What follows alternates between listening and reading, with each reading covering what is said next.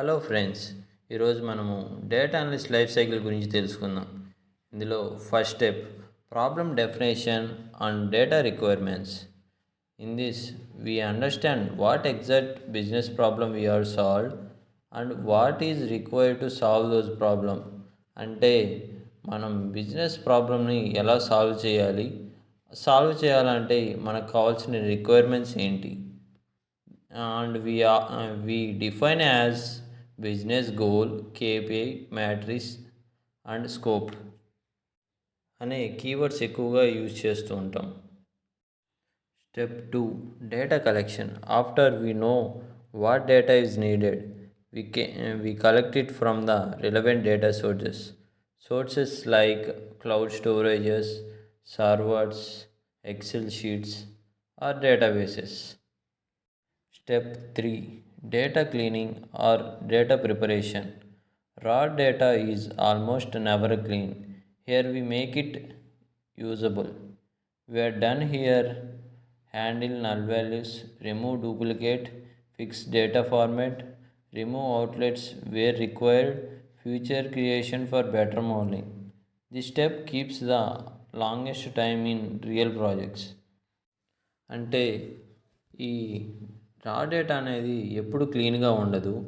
దీంట్లో మనము మెయిన్గా రిమూవ్ చేయాల్సింది null values and duplicate values, and we can fix the data types also. ఇది చాలా ఎక్కువ టైం తీసుకుంటుంది డేటా అనాలిసిస్ ప్రాసెస్లోనే. Step 4 exploratory data analysis. Now we explore the cleaner data to understand patterns, trends, distribution, correlation, etc. EDA gives us direction to go deeper and understand why things are happen. It converts raw data into understanding data. అంటే clean చేసిన డేటాను మనం understand చేసుకోవాలి. అంటే మనం వేరే వేరే కాలమ్స్కి లేదా దేనికన్నా సంబంధం ఉందా, అంటే వేరే వేరే కాలమ్స్కు ఏమైనా సంబంధం ఉందా అనే దాన్ని ఇందులో తెలుసుకుంటాం ఎక్కువగా. మరియు డేటాను మనం అర్థం చేసుకోవాలి. Step 5 advance analysis or data modelling. Here we apply statistical analysis, segmentation, predictive analysis, or machine learning models based on requirements. Here goal converts EDA finding into logical insights, predictions, patterns for decision making. అంటే మనం EDA ద్వారా అర్థం చేసుకున్న డేటాను use చేసి మనం prediction patterns use చేసి మన బిజినెస్ ప్రాబ్లం ఏంటో తెలుసుకుంటాం ఇందులో. Step 6 visualisation and communication. Here we convert results into dashboards, reports, story lines. In this we can use the tools as Power BI, Tableau, Excel, Python visualization libraries like Matplotlib, Seaborn. In this our goal is make stakeholders easily understand what data is telling.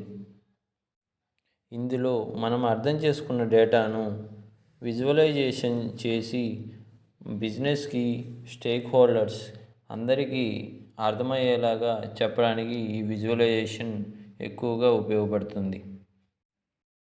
Implementation, monitoring. This is the last step. Actions are applied based on insights. Then we monitor business outcomes continuously. Example, if strategy update is implemented, we measure after 1 month if KPI is improved or not.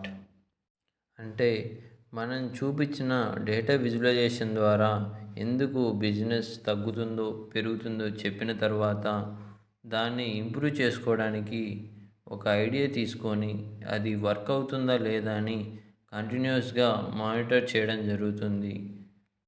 ఆ strategy use చేసి after 1 month మనం తీసుకున్న idea కరెక్టా కాదా అని key performance indicator ద్వారా చెప్తారు. Hello friends, మీకు కనుక నా వీడియోస్ నచ్చినట్టయితే ప్లీజ్ లైక్, షేర్, సబ్స్క్రైబ్.